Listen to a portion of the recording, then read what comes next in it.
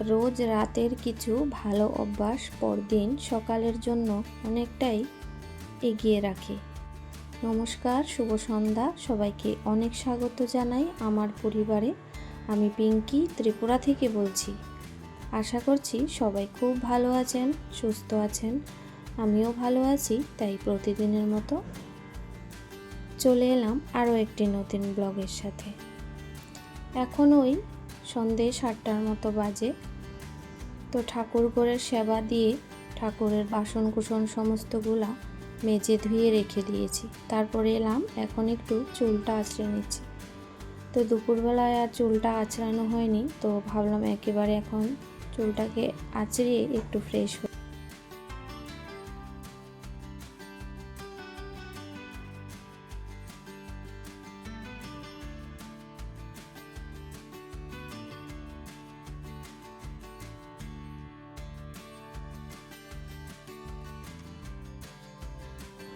আসলে সংসারের কাজে মন লাগে যদি নিজেকে একটু ঠিক করে গুছিয়ে রাখা যায়।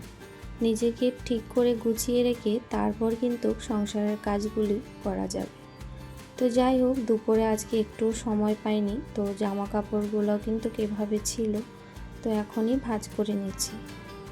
তো সব সময় তো আর দুপুরবেলা যে করে রাখি সেরকম না, যখন যেরকম সময় থাকে সেই হিসেব মতো কিন্তু কাজগুলা করি। তো রাতেও কিন্তু আমাদের বেশ অনেকগুলা কাজকর্ম থাকে।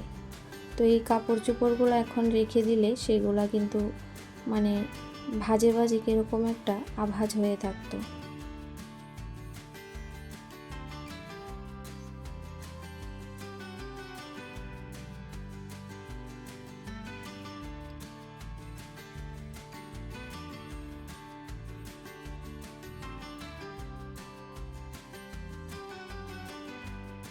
তো কাপড় চোপড়গুলা এখন যদি ভাঁজ করে না রাখি, সকালের জন্য রাখি, তাহলে কিন্তু একটা তাড়াহুড়া হবে।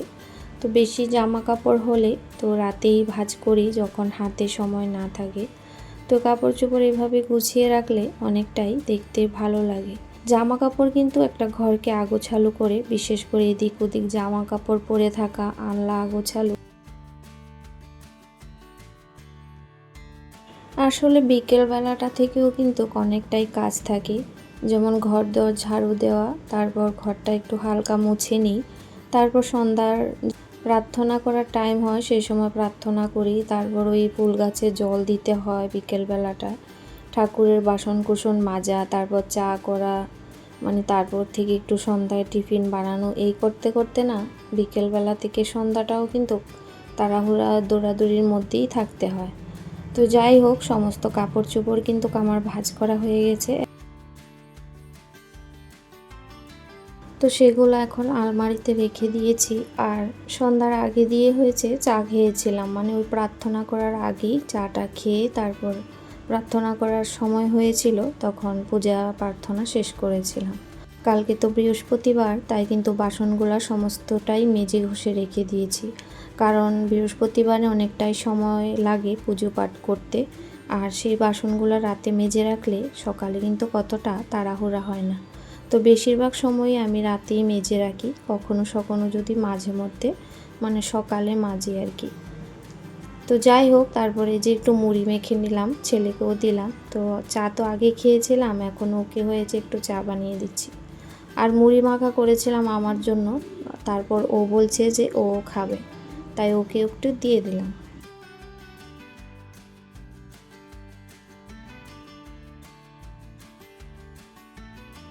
তো রাতে হয়েছে আলু মাখা, ডাল আর চিকেন ছিল, চিকেন আমি খাইনি। তো যাই হোক, ওই দিয়ে রাতের খাওয়া হয়েছে সবারই। এখন কিন্তু ওই বাসন কুসন মেজে নিচ্ছি। তো রাতে বাসন কুসন ধুয়ে রাখলে রান্নাঘরটা যদি পরিষ্কার করে রাখি, দিনে এসে কিন্তু রান্না বান্না করতে সুবিধে হয়। আর রাতে রান্নাঘর পরিষ্কার না করে রাখলে আমরা তো আর ঘুমিয়ে থাকি, দেখি না পোকা মাকড় তারপর হাঁটতেই পারে এর মধ্যে। তো সেই জন্য রাতে পরিষ্কার করে রাখলে রোগ জীবাণু আসে না। রোগ জীবাণু হয় কিন্তু নোংরা অপরিষ্কার জায়গার থেকে বেশিরভাগ, মানে রান্নাঘরে এই সমস্ত পড়ে থাকলে রাত্রিবেলাতে তেলাপোকা তারপর নানান ধরনের কিন্তু হাঁটা চলা করে। তো যাই হোক, এখন কিন্তু চোলাটাও একটু মুছে নিয়েছি। আর সকালবেলাও যে রান্না করব বা চা করতে আসব তার আগে কিন্তু চুলাটা আরেকটু করে মুছে নিই। তো ওই একটা অভ্যাস, সবসময় মনে হয় যে বাসি চুলায় রান্না করব, তাই একটু মুছে নিই। তো যাই হোক, প্রতিদিন রাতে এইভাবে রান্নাঘরটাকে পরিষ্কার করে রাখি। তারপর টেবিলে তো খাওয়া হয়েছিল, তাই ওই এঁঠো জায়গাটা একটু মুছে নিলাম, টেবিল আর চেয়ারগুলো।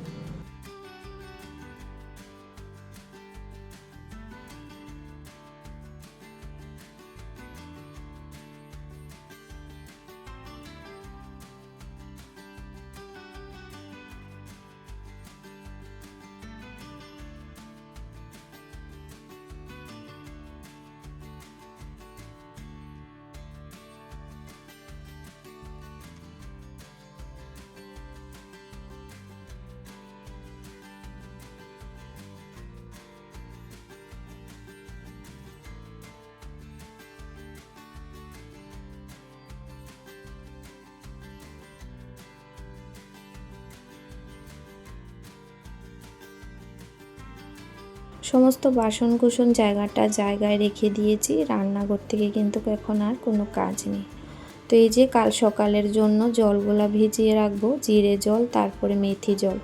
তো এটা তো ঘুম থেকে উঠে তারপর গরম করে খাই, তো সেই জন্য প্রতিদিন রাতে কিন্তু এটা ভিজিয়ে রাখি। এখানে জিরে জোয়ান তারপর মৌরি দিয়ে জলটা রাখছি, আর পাশেরটা হয়েছে মেথি জল। তো এগুলো রাতে রাখি, এখন একটা অভ্যাস হয়ে গেছে, প্রতিদিন সকালেই খাচ্ছি আর কি।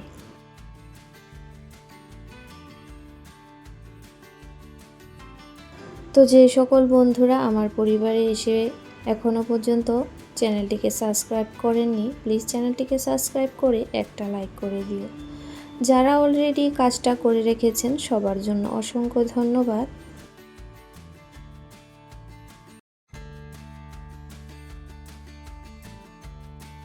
তো রান্নাঘর থেকে চলে এসেছি, এখন কিন্তু প্রায় 10:15 বাজে, আর ভীষণই ঘুম পাচ্ছিল।